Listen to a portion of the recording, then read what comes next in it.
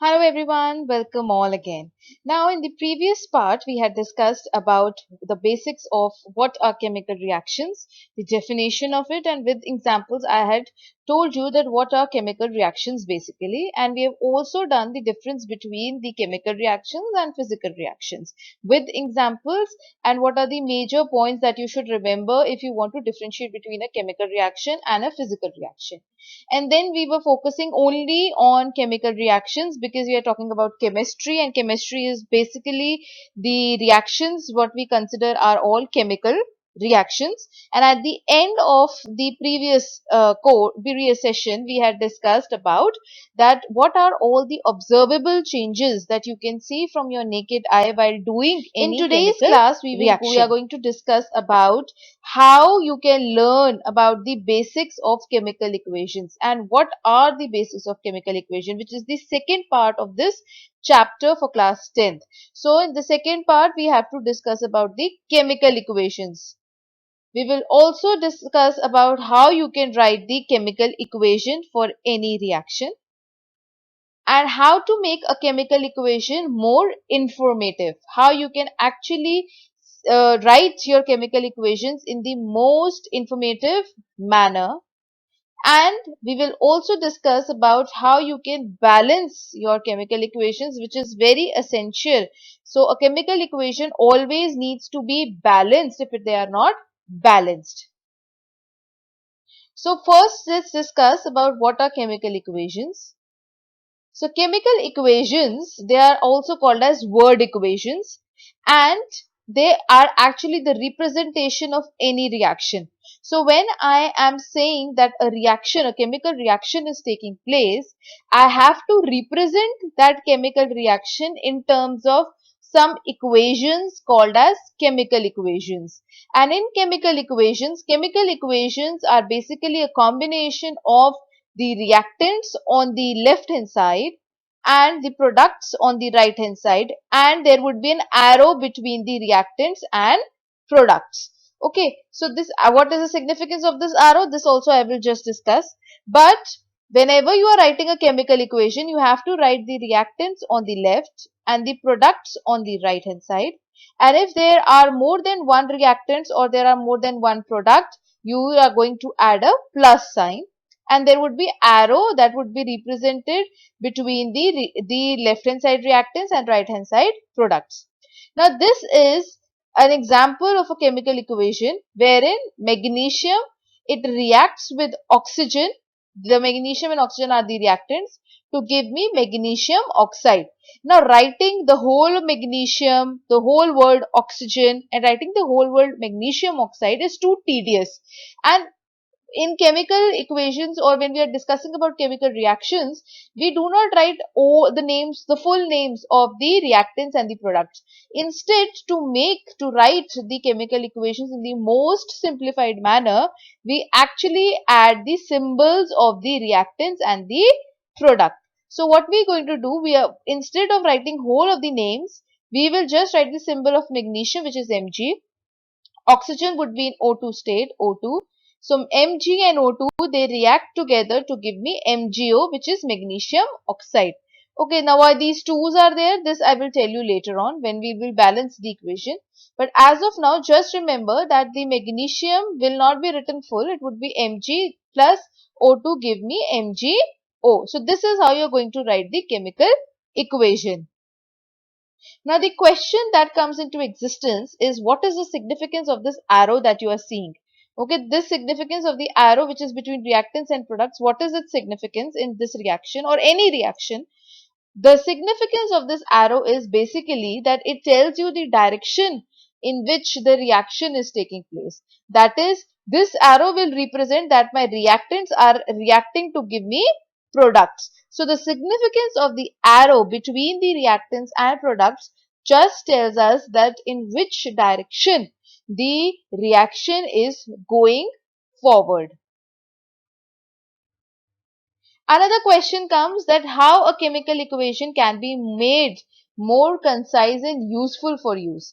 Yes, of course, you can make your chemical equations more concise and useful for use by actually using the chemical formulas and elemental symbols instead of using words. So that is how you can make your chemical equations more concise and useful.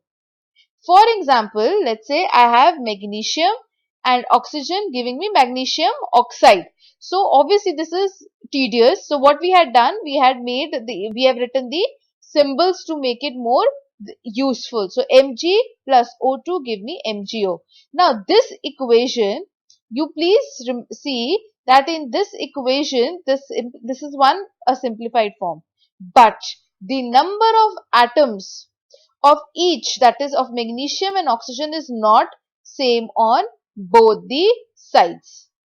So because of that, since the number of atoms are not balanced or they are not same, because here there is one magnesium, on the product side on the right hand side there is one magnesium, this is balanced.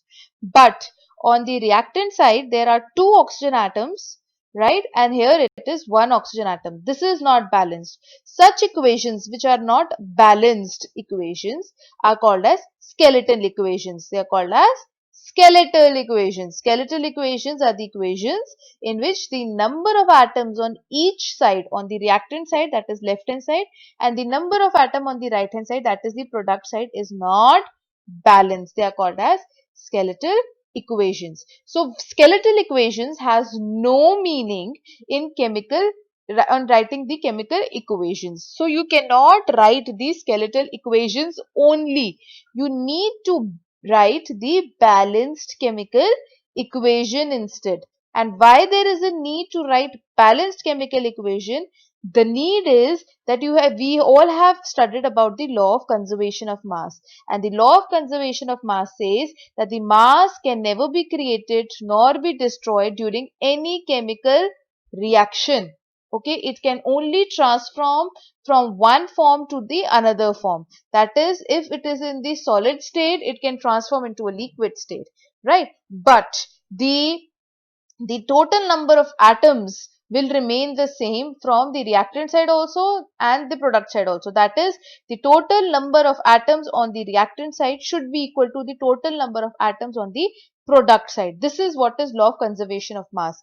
And seeing into this law of conservation of mass, and if we want to obey the law of conservation of mass, which is the rightest law, then I can say that I need to balance the equation, because I need to make the uh, amounts of the, or the number of atoms on the reactant side and the product side same. So here what earlier was, there were two oxygen atoms, and here on the reactant side, on the product side, we have one oxygen atom. So if I put a number 2 over here, then there would be two oxygen atoms on the product side and there would be two oxygen atoms on the reactant side. So oxygen would be balanced. So this is what we have done. We have added 2 in front of magnesium oxide. But now what has happened? When we have added 2, when we have substituted 2, then magnesium atom also became 2 in number on the reactant side, otherwise the magnesium was 1.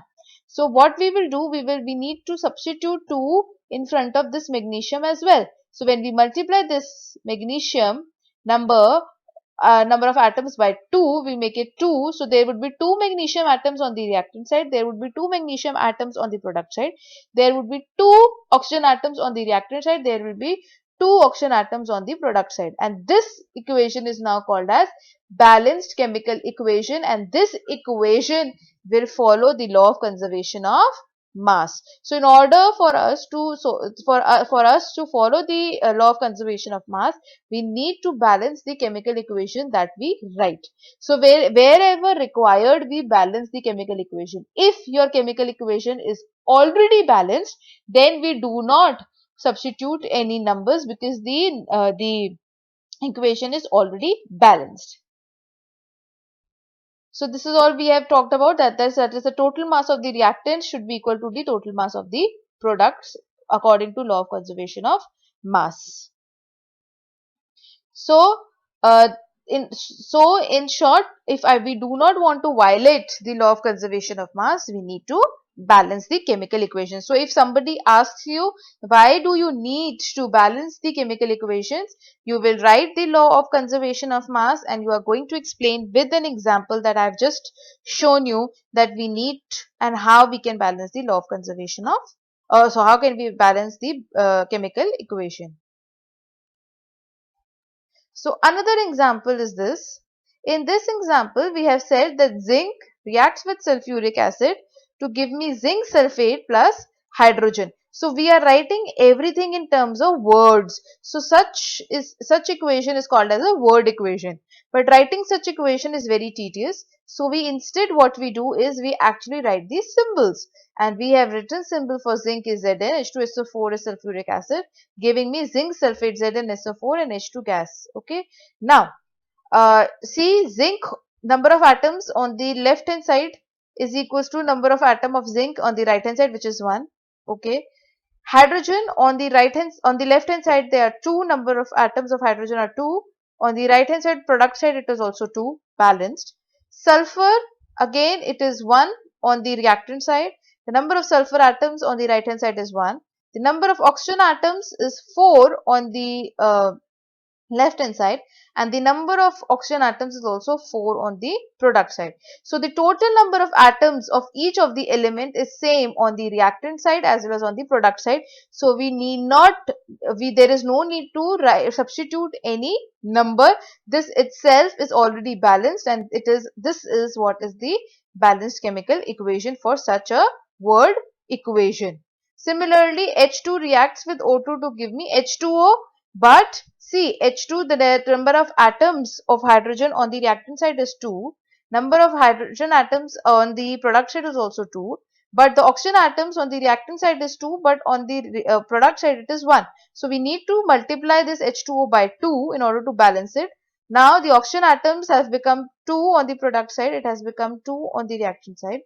But your hydrogen atoms has become 4, 2 into 2, 4 number of atoms. So we also need to multiply here hydrogen by 2 to make it 4 number of atoms, so that the number of hydrogen atoms which is equals to 4 is equal to on the reactant side also it is 4 and on the product side also it is 4. So this is again another example of a balanced chemical equation.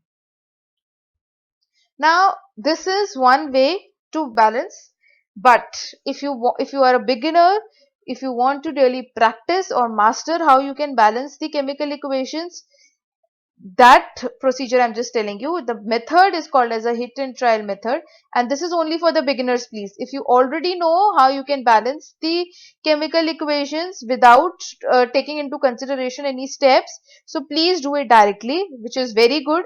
But if you are in a beginning phase, you have to do a stepwise balancing. So for that, what method is used is in a hit and trial method. And what happens in this method? For example, I have this equation. Okay. So iron reacts with water to give me Fe3O4 plus H2. This is not a balanced equation. Okay. This is just a skeletal equation. This is not balanced. We need to balance it. But to balance this skeletal equation, first step what we are going to do, we are going to make boxes around each formula.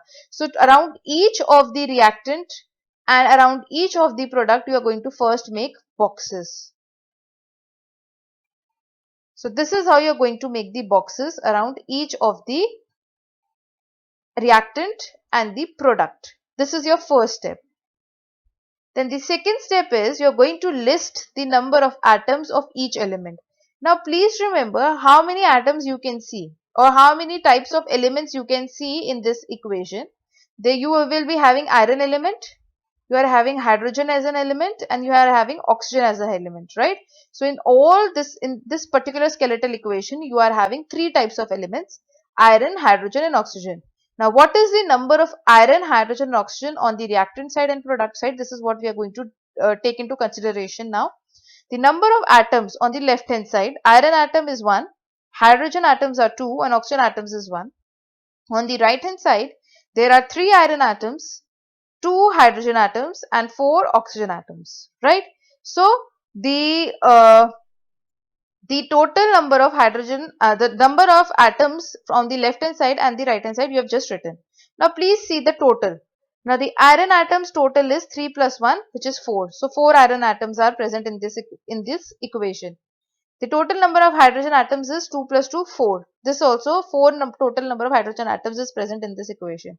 And the number of oxygen atoms is 1 plus 4, which is 5. So 5 number of oxygen atoms are there in the equation.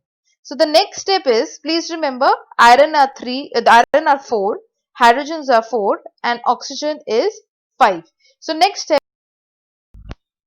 in step 3, you are going to start balancing with the compound or with the element that has a maximum number of atoms, and maximum number of atoms were there with the oxygen atom, 5, right? So what we are going to do, we are first going to balance the oxygen atom. On the reactant side, the number of oxygen atoms were 1. On the product side, the number of oxygen atoms were 4. So what we are just going to do, we are going to multiply the reactant side oxygen atom by 4 to make the number of oxygen atom on the reactant side and product side equal, which is 4. So we have multiplied this.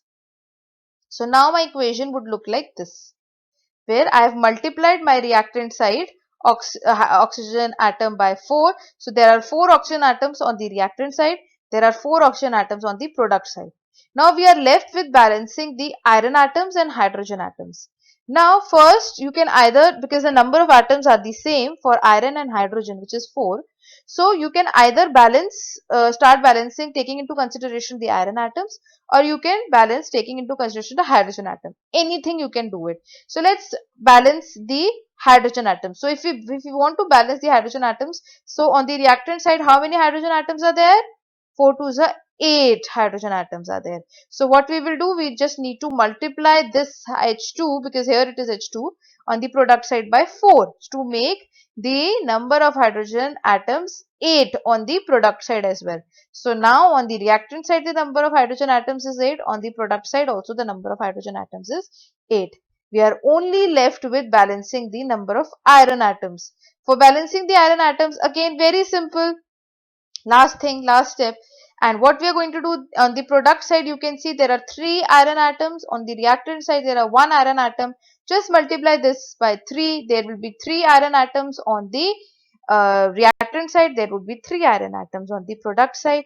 And now this is your balanced chemical equation for the skeletal equation that was given to us in the beginning of starting these steps. So the skeletal equation has been balanced by in a stepwise manner. If you do not wish to do a stepwise balancing, you can always do it directly, provided you have mastered the stepwise process. So this is the trick. You just have to take into consideration the number of atoms on the reactant side, the number of atoms of each element on the product side, and they should be equal. This is what balancing trick is all about. Now the question again comes that how can we make the chemical equation more informative?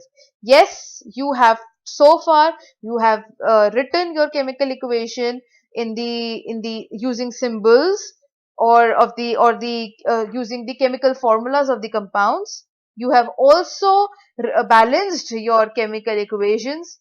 What else you can do so that your chemical equations becomes more informative? And that can only be done by actually writing the symbols or the physical states of the elements and the compounds. That is, if your element or your compound which is taking part in the chemical reaction is in the gaseous state, we are going to put a small g in the bracket to signify its state. If it is in the liquid state, you will write small l in the bracket. And if it is in the solid state, you are going to write small s in the bracket just after writing the formula of the compound or the symbol of the element.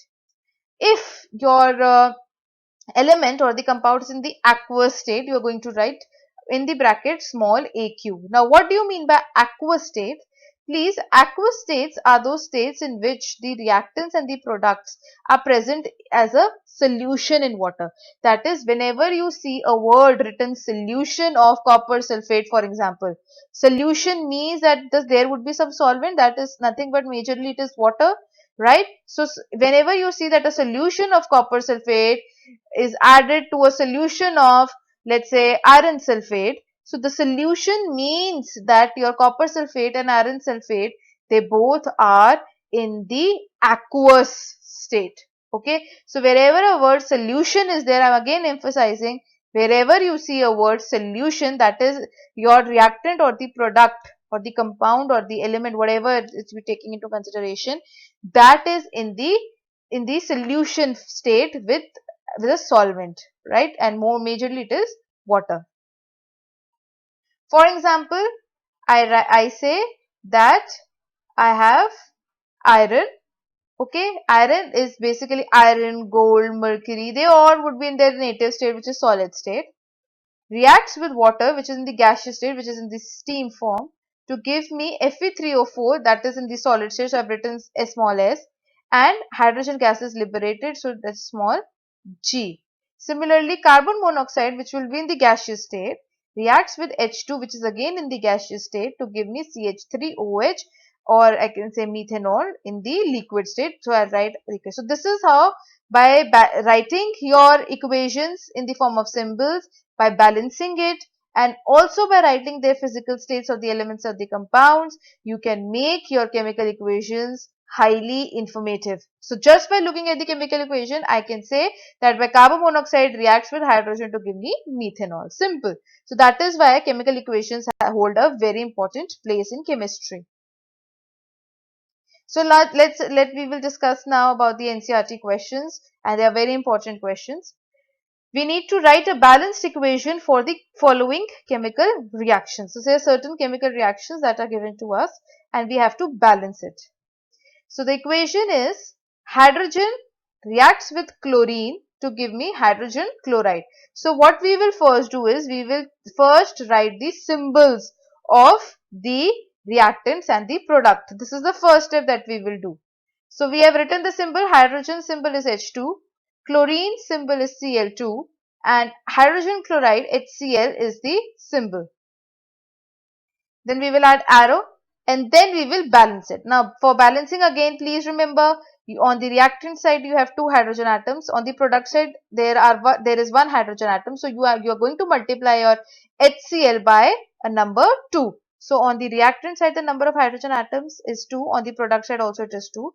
Now on the product side the number of chloride or chlorine atoms is 2. So on the product side, on the reactant side, it also becomes 2. So the number of hydrogen atoms on the reactant and the product side, and the number of chlorine atoms on the reactant and the product side are the same, and this is the balanced chemical equation for this word equation that is given to us.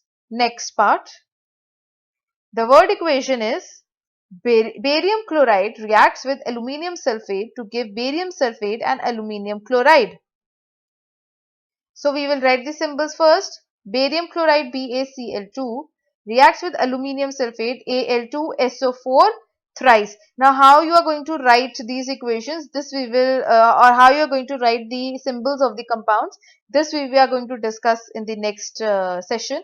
But just remember, write down, just start practicing with the writing the equations like this. Okay, barium sulfate BaSO4 and aluminium chloride AlCl3. Now please see the number of barium, or you can say, okay, the number of barium atoms on the reactant side is 1, on the product side it is 1. The number of Cl, okay, they are 2.